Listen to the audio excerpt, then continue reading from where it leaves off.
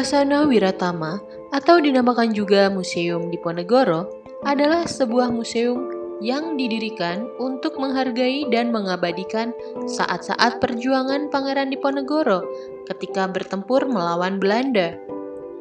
Sasana Wiratama diambil sebagai nama karena kata tersebut bermakna kediaman para tentara. Museum dengan tanah seluas 2,5 hektar ini beralamat di Jalan HOS Cokro Aminoto, Desa Tegalrejo, dengan jarak 4 km dari pusat kota Yogyakarta.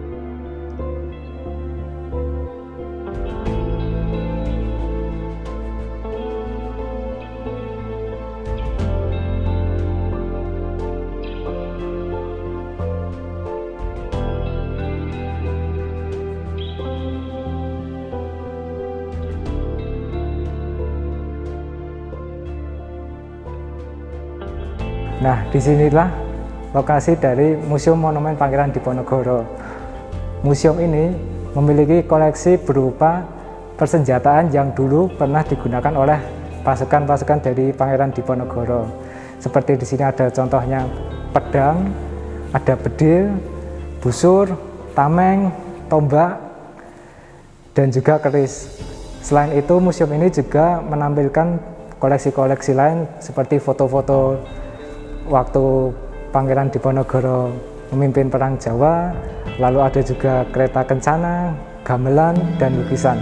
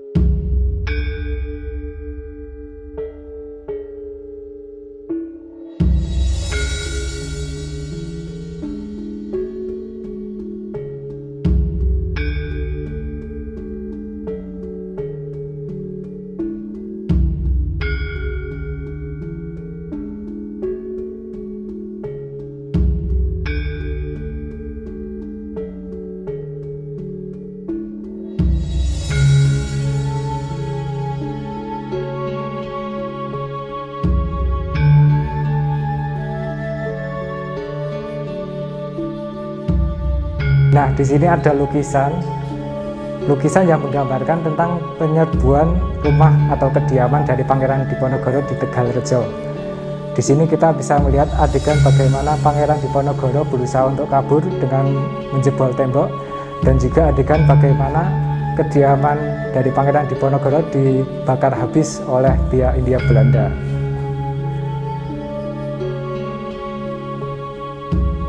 Jadi Pangeran Diponegoro merupakan keturunan dari Sri Sultan Hamengkubuwono III. Beliau adalah anak pertama dari Sri Sultan Hamengkubuwono III. Beliau lahir dari seorang selir bernama Raden Ayu Mangkorowati. Beliau sejak kecil dibesarkan oleh nenek buyutnya, yaitu istri dari Sri Sultan Hamengkubuwono pertama di sini, di tempat ini, di Tegalrejo. Kemudian hingga besar beliau menempati tempat ini hingga dimulainya Perang Jawa. Lalu beliau memiliki nama kecil Raden Mas Ontowiryo. Beliau dikenal sebagai pemimpin dari Perang Jawa yang berlangsung pada tahun 1825 hingga 1830.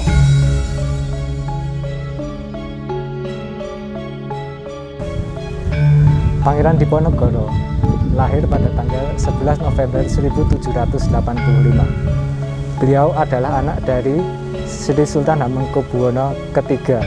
Beliau lahir dari seorang selir bernama Raden Ayu Mangkorowati.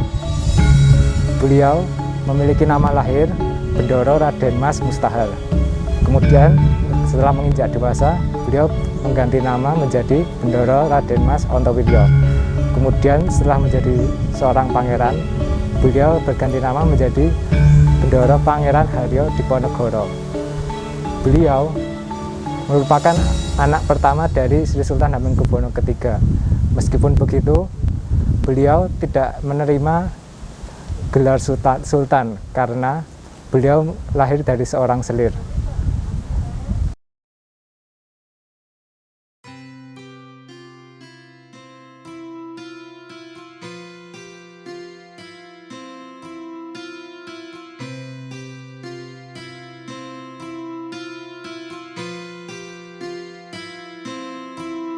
Framelands Music.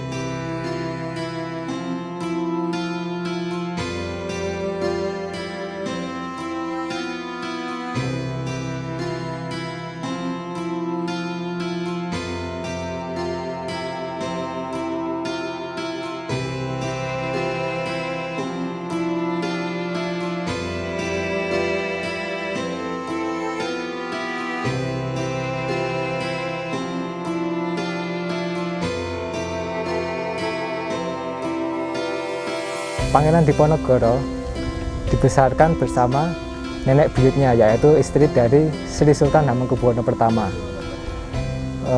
Nenek buyutnya memiliki tempat tinggal di Tegalrejo, yang nantinya juga akan menjadi tempat tinggal dari Pangeran Diponegoro.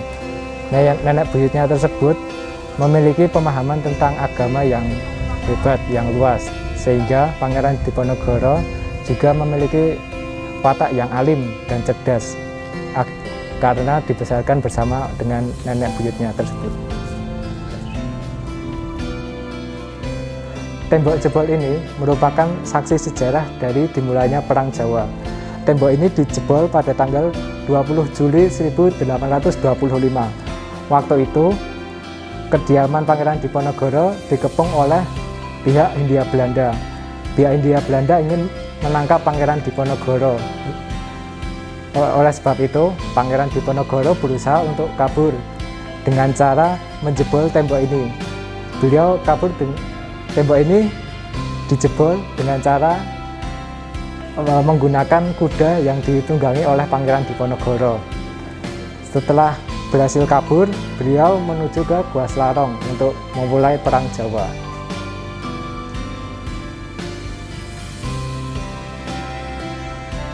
Pangeran Diponegoro merupakan pemimpin dari Perang Jawa yang berlangsung pada tahun 1825 hingga 1830. Penyebab perangnya adalah karena pihak Hindia Belanda memasang patok di makam leluhur dari Pangeran Diponegoro. Selain itu juga disebabkan karena penderitaan rakyat akibat sistem sewa tanah yang dihadirkan oleh pemerintah kolonial Belanda. Oleh sebab itu, Pangeran Diponegoro berinisiatif untuk melaksanakan pemberontakan atau perang yang nantinya akan disebut sebagai Perang Jawa. Nah, lalu ketika akan dimulai perang, Belanda sudah mengetahui niatnya tersebut, sehingga pihak Belanda Hindia Belanda mengepung kediaman dari Pangeran Diponegoro di Tegalrejo ini. Karena tempat tinggal Pangeran Diponegoro dikepung, Pangeran Diponegoro kemudian melarikan diri melalui pintu belakang, yang kemudian beliau lari ke Gua Selarong dan memulai Perang Jawa. Setelah berhasil kabur dari Tegalrejo, Pangeran Diponegoro kemudian berangkat ke Gua Selarong. Gua Selarong merupakan markas dari tentara Pangeran Diponegoro. Beliau di sana memimpin Perang Jawa.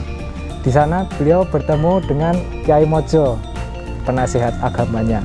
Selain itu, dalam Perang Jawa, beliau juga dibantu oleh seorang panglima bernama Sentot Ali Basyah. Dengan bantuan kedua orang tersebut, Pangeran Diponegoro kemudian melaksanakan Perang Jawa hingga berlangsung selama 5 tahun hingga tahun 1830. Pada tahun 1830 atau menjelang akhir dari Perang Jawa, pasukan Pangeran Diponegoro dalam kondisi terdesak, sehingga mau tidak mau Pangeran Diponegoro pada saat itu harus berunding dengan pihak Hindia Belanda yang waktu itu dipimpin oleh Jenderal de Kock. Perundingan berlangsung di Magelang, tepatnya pada tanggal 28 Maret 1830. Di sana Pangeran Diponegoro berunding dengan Jenderal de Kock untuk membahas kelanjutan dari Perang Jawa ini. Akan tetapi niat baik dari Pangeran Diponegoro dihancurkan oleh Jenderal de Kock yang waktu itu justru menangkap Pangeran Diponegoro. Dengan Pangeran Diponegoro kemudian dilucuti dan pasukan-pasukan yang mengikutinya diambil semua senjatanya. Dengan begitu berakhirlah sudah Perang Jawa pada tanggal 28 Maret 1830.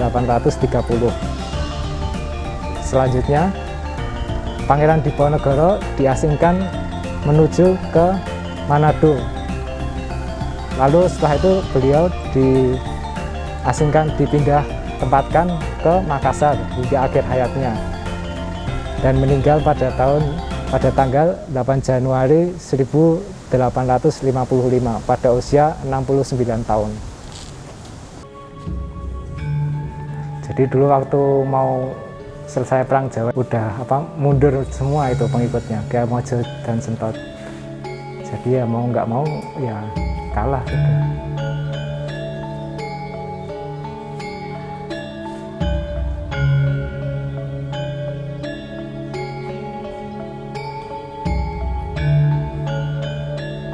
Tempat pengasingan Pangeran Diponegoro yang terakhir ada di Benteng Rotterdam di Makassar. Beliau diasingkan di sana hingga akhir hayatnya. Di sana beliau mendapatkan perlakuan yang baik dari pihak Hindia Belanda karena beliau sendiri merupakan tahanan negara. Bahkan ia diperbolehkan untuk berkirim surat dengan ibu kandungnya sendiri yang ada di Yogyakarta. Kehidupan pengasingan terus berlanjut hingga akhir hayatnya, yaitu pada tanggal 8 Januari 1855 beliau meninggal karena usia. Beliau di sana meninggalkan keluarganya, dan keluarganya juga mendapatkan perlakuan yang baik, sama seperti pesan Pangeran Diponegoro kepada pihak Hindia Belanda untuk memperlakukan keluarganya dengan baik.